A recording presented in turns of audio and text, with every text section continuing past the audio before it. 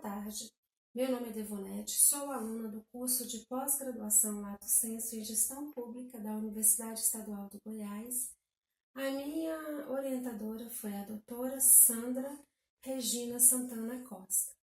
Meu tema é Contrastes e Consonâncias da Administração Pública. A história traz a compreensão das diferentes formas de como os seres humanos sobreviveram. Assim, esse artigo ele tenta abordar o processo histórico da administração pública a partir da ideia de que o ser humano não vive isolado, mas ele vive numa sucessão de relações interpessoal e intrapessoal com os seus semelhantes. E toda essa relação é o que vai fomentar a formação da administração. Deste modo, se faz necessário buscar novas formas mais adequadas de se viver em sociedade. E o ato de administrar, planejar e avaliar se faz presente em qualquer sociedade. O fato é que a administração não é um termo novo, pois há relatos na Idade Antiga que os povos sumérios já praticavam a administração. E Gilberto Contrim, ele ratifica essa informação, quando ele fala que cada cidade sumeriana possui um centro político, econômico e religioso. E deste modo, a administração pública, ela vai se fortalecendo, desde a antiguidade até a idade contemporânea. E ela vai se fortalecendo diante das interações sociais, ora consoante, ora positiva. E elas vão gerar ou vão inovar as formas de administrar. Isso é, elas vão desencadear os contrastes e as consonâncias administrativas. Assim se faz necessário buscar formas mais adequadas, mais viáveis para se transformar a administração. A administração, ela vai se fortalecendo diante do fato que o ser humano, ao analisar o ser humano e perceber que ele não vive isoladamente, mas ele vive em uma constante interação com o meio social. E isso vai fomentar mais ainda a administração. A justificativa pauta-se no contexto histórico, onde buscou-se compreender a evolução da administração pública como uma prática necessária para se gerir a própria máquina pública, ou seja, a máquina estatal. Assim, é relevante entender que o cenário político, ele, às vezes, ou quase sempre, ele se confunde com a administração pública. E Gilberto Contrim, ele ainda fala que a administração pública, ela começa a se manifestar no Brasil mediante a bandeira nacional, onde, por meio de Augusto Comte, ele prega o amor, a ordem e o progresso. Veja bem, ela começa a se materializar a administração pública, porque o primeiro processo de administração pública que se tem na história do Brasil começa com as capitanias hereditárias. Elas foram as primeiras formas, ou a primeira forma de administração descentralizada no Brasil. Mas a materialização, de acordo com o Contrim, acontece justamente na bandeira, no símbolo nacional. E assim, e tem Melo. Melo também afirma que a administração, ela tem o dever de dar cumprimento aos comandos administrativos para a realização dos fins públicos por meio de atos e comportamentos do próprio Estado. E assim, a administração pública, ela vai se contextualizando e se fomentando dentro do Estado. E o problema, ele questiona quais foram os contextos históricos da administração pública, quando e como aconteceram. E no Brasil, como se deram os avanços administrativos, em especial durante a ditadura militar? Então, os contextos históricos, eles surgem com o homem neolítico. Na medida que o homem deixa de ser nômade, que ele começa a constituir uma família e dessa família ele começa a nascer tribos. Neste momento está se dando o primeiro passo para a organização do Estado. E os avanços dentro do Brasil durante a ditadura militar, eles dimensionam o que foi a ditadura militar.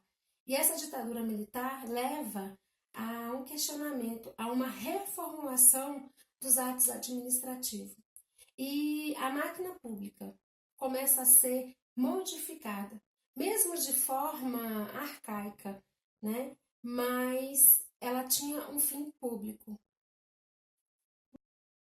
Os objetivos são divididos em objetivo geral e específico. O objetivo geral, ele visa analisar o contexto evolutivo do processo histórico da administração pública, dos primórdios aos dias atuais. Ou seja, vai fazer uma linha do tempo, mas uma linha de tempo não linear, porque ela vai voltar, vai ao passado, depois ao presente e depois vai se contextualizando.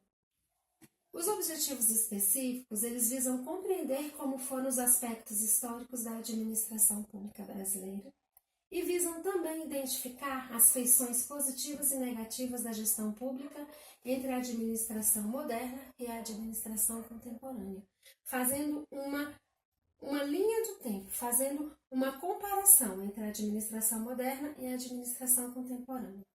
A metodologia embasa-se na pesquisa exploratória, buscando uma proximidade com o objeto estudado. E, para tanto, foi usado a pesquisa qualitativa e descritiva, que tem um caráter subjetivo. Por quê? Porque ela tem um fim investigativo, no qual tenta se perceber e reconhecer o tempo e espaço existente dentro da administração pública.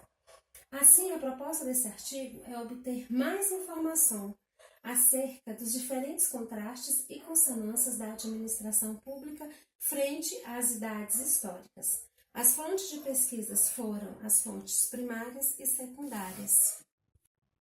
O referencial teórico começa com a citação de Alexandre de Moraes, em que ele fala que a administração pública é uma atividade concreta e imediata em que o Estado desenvolve para assegurar os direitos coletivos. Então, a administração pública, ela sempre vai pensar na coletividade. Assim, faz-se necessário compreender todo o processo de evolução pelo qual a administração pública perpassou, envolvendo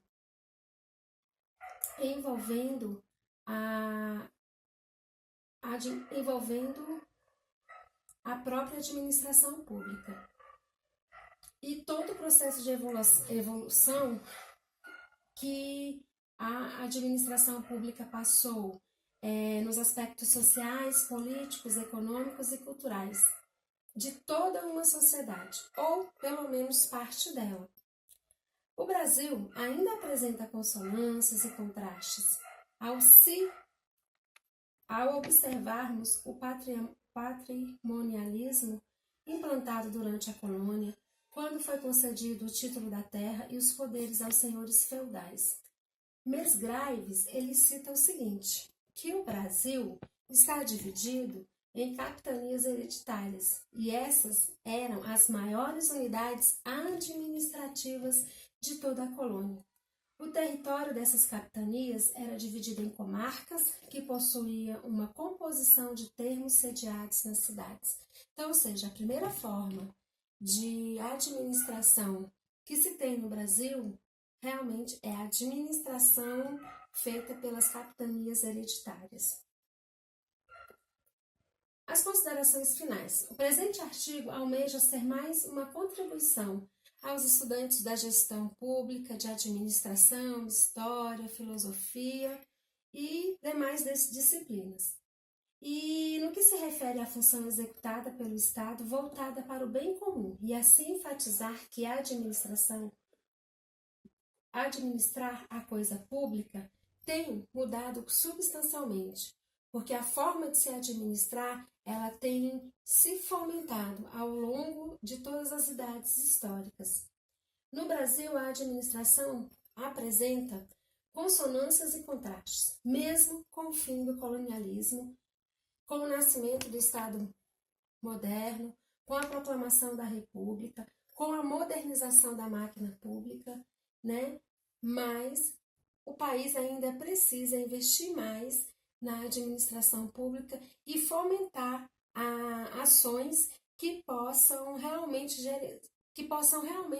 servir de gerenciamento da administração pública, porque ainda está muito ultrapassado com relação ao sistema administrativo de outros países.